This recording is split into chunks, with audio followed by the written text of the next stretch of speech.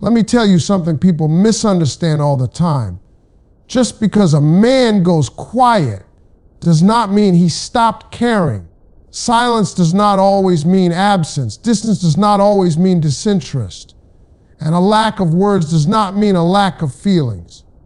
See, women are taught to express, men are taught to process. And when a man is processing, he doesn't talk. He pulls back. He gets still. He goes into his own head. But that doesn't mean you disappeared from his heart. In fact, many times that's when you're louder in his mind than ever before.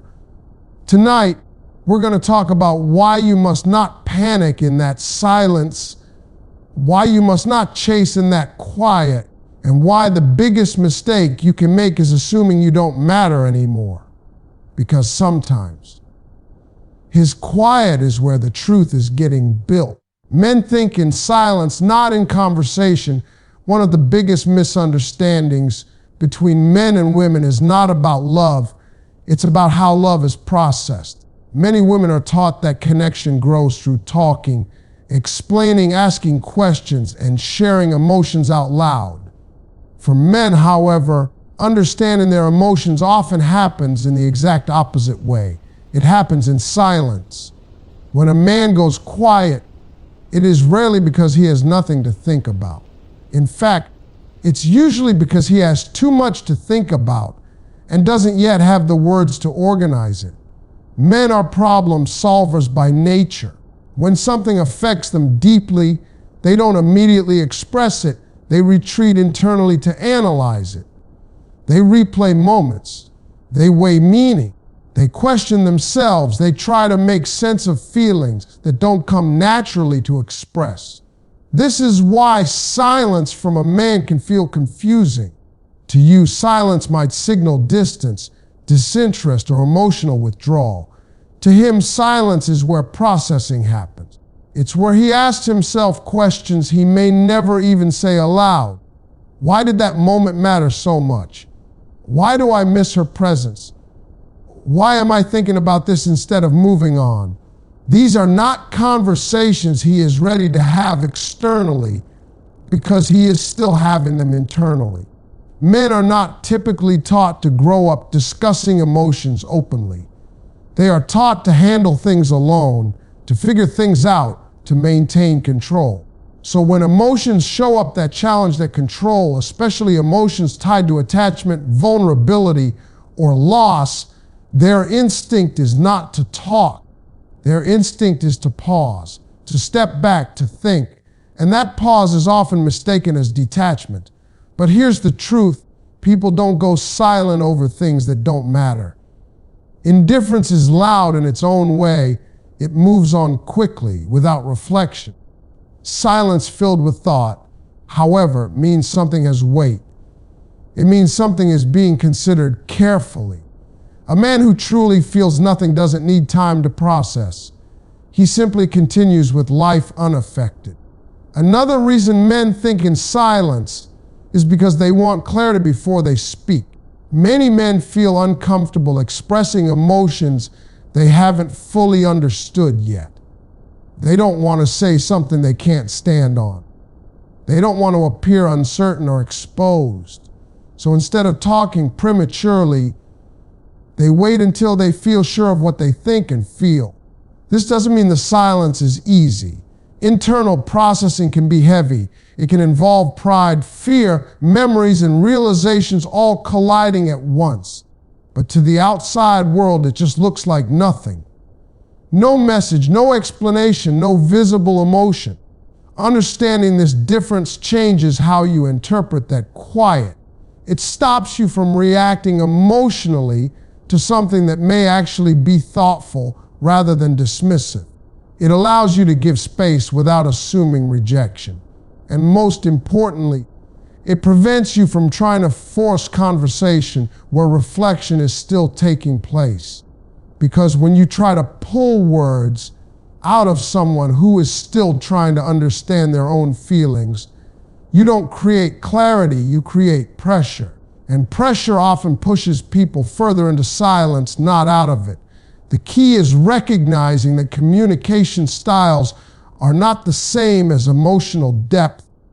Someone can be quiet and still be deeply affected. Someone can take time and still care profoundly.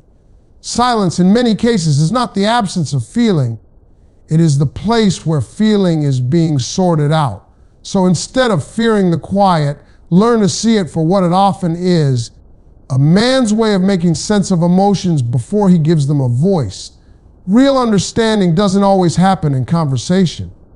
Sometimes it happens long before a single word is spoken. Emotional impact hits men later, not immediately. One of the most important things to understand about men and emotions is that their emotional response often doesn't arrive in the same moment as the experience itself.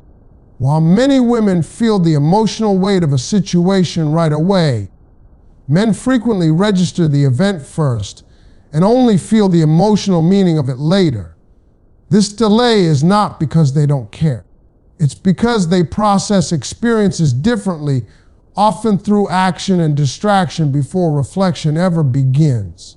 In the moment of change, conflict, or distance, a man may appear unaffected. He may continue his routine, focus on work, spend time with friends, or throw himself into activities that seem unrelated. To someone watching, it can look like he has moved on easily or was never deeply invested.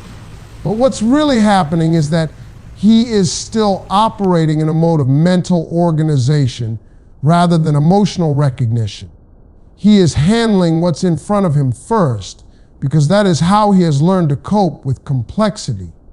Emotions, for many men, surface when the noise fades. It's often not during the argument, the separation, or the shift itself that realization hits.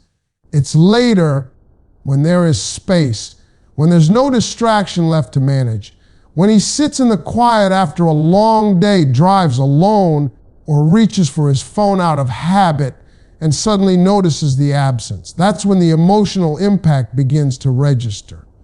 Not as a dramatic wave, but as a gradual awareness that something meaningful has changed. This delayed reaction is why you cannot always measure a man's feelings by what he does immediately. His timeline is not built around instant emotional expression. It is built around delayed understanding.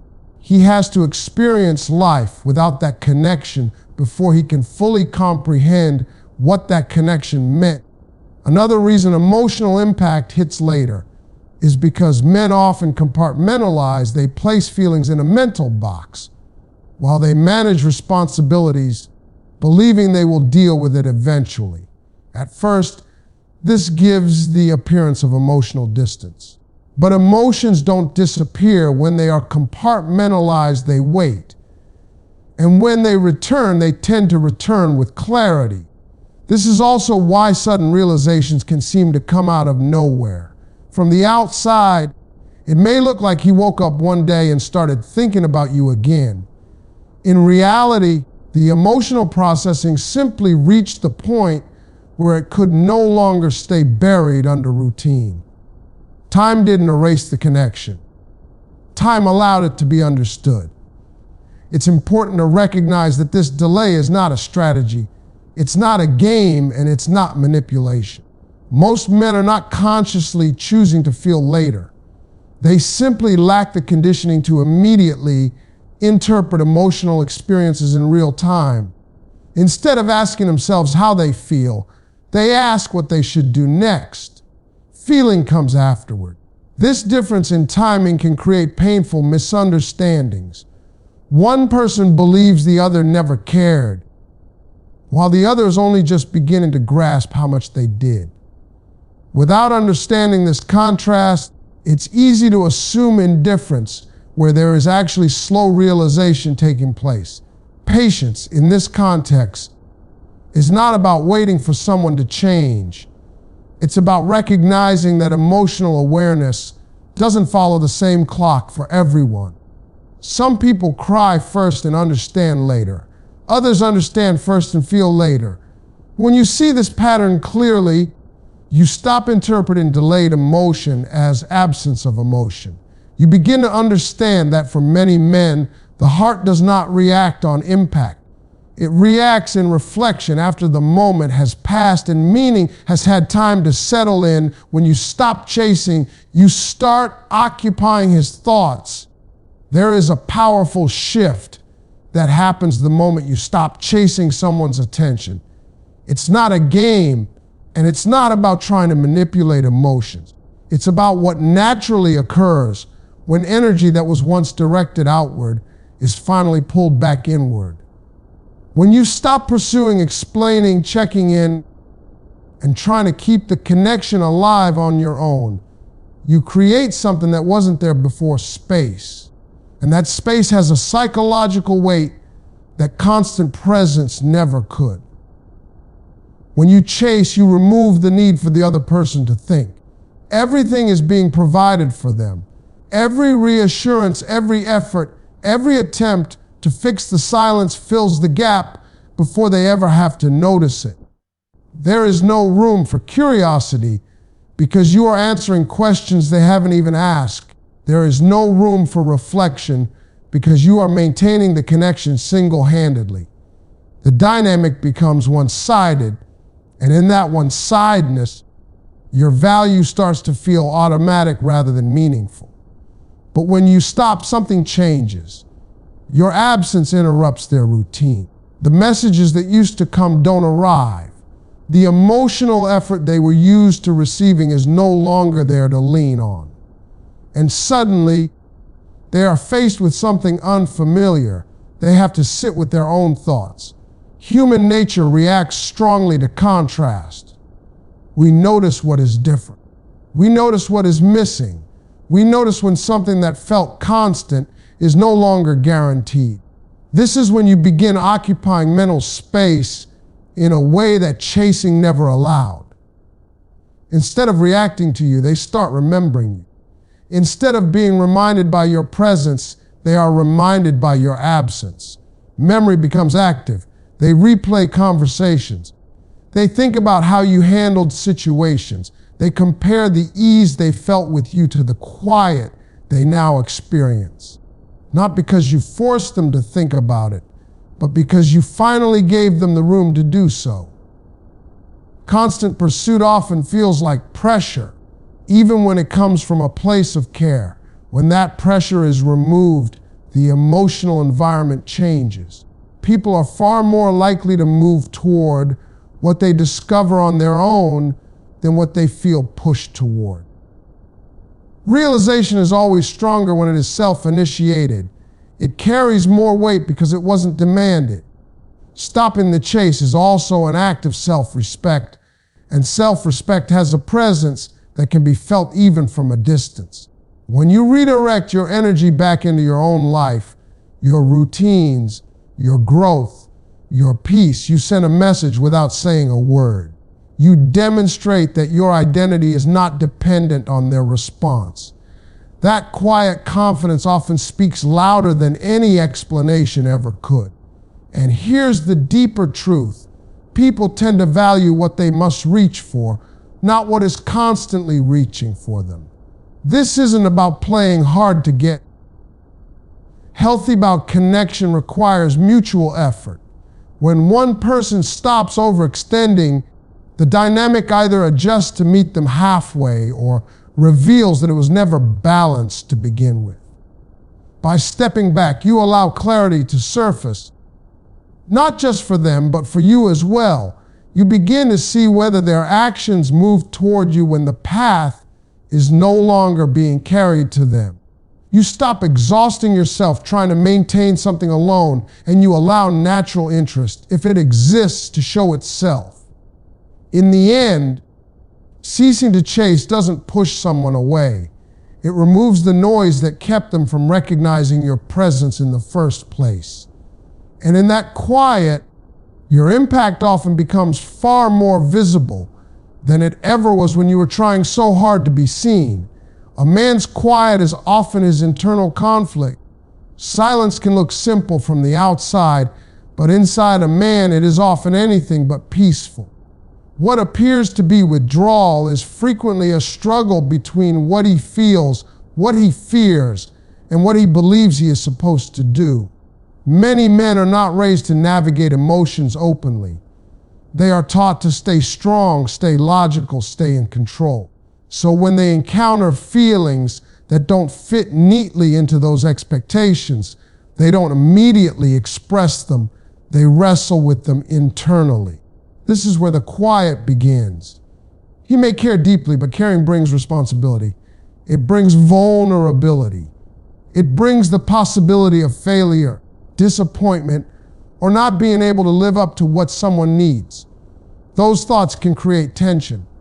Instead of saying, or I'm scared I might not get this right, he goes silent because silence feels safer than admitting uncertainty. For many men, not speaking is a way to maintain dignity while they try to sort out emotions they don't yet understand. Internal conflict often comes from competing instincts. One part of him may want connection, closeness, and the comfort of what feels meaningful. Another part may crave independence, control, and the familiarity of handling life alone. These instincts don't cancel each other out, they collide. That collision doesn't always produce words. Sometimes it produces distance while he tries to figure out which side of himself to listen to. Pride also plays a role in this struggle. Men are often conditioned to believe they must have answers, solutions, and direction. When emotions arise that cannot be solved like a problem, they may feel disoriented. Rather than exposing that discomfort, they retreat inward to regain a sense of balance. It's not that they don't feel, it's that they don't yet know how to articulate what they feel without feeling like they are losing control. Fear can deepen this silence. Fear of needing someone, fear of being hurt, fear of making the wrong choice, fear of changing a life that already feels structured. Emotional decisions carry weight, and many men take that weight seriously, even if they never say so out loud. They may pause, not because the connection is insignificant, but because it is significant enough to make them think carefully about the consequences of moving forward. This internal processing can take time because it is not just about emotions, it is about identity. A man may ask himself questions he has never considered before. How does this relationship fit into his future? Is he ready for what it requires? Can he balance his responsibilities with emotional commitment? These are not surface level thoughts. They are questions tied to purpose, stability, and self-perception, and answering them rarely happens quickly. From the outside, this can be misunderstood as avoidance. But conflict requires engagement. A person who feels nothing does not struggle. Indifference is easy and immediate. Internal conflict, on the other hand, is heavy and slow because it demands reflection. The quiet you see may actually be the sound of someone confronting parts of themselves they are not used to examining. Understanding this doesn't mean excusing unhealthy behavior or endless distance. It simply means recognizing that silence is not always emptiness. Sometimes it is evidence of a man trying to reconcile emotion with logic, desire with fear, and connection with the expectations he has carried his entire life. What looks like retreat can actually be an attempt to make sense of feeling strong enough to disrupt his usual way of thinking. Your power is in your response, not his behavior. One of the hardest lessons to learn in any emotional situation is that you cannot control another person's behavior, but you always control your response to it. When someone becomes distant, quiet, or uncertain, the natural instinct is to focus entirely on them, what they are doing, what they are thinking, why they change, and how to fix it. That instinct, while human, slowly gives away your power because it places your emotional state in someone else's hands.